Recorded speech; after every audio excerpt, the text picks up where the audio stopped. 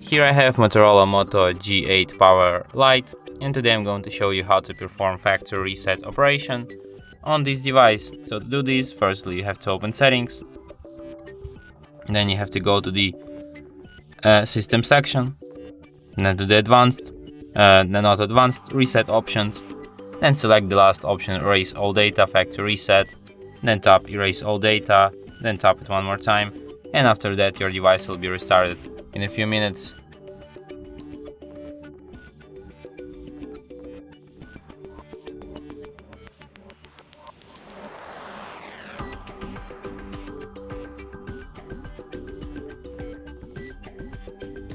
And that's it.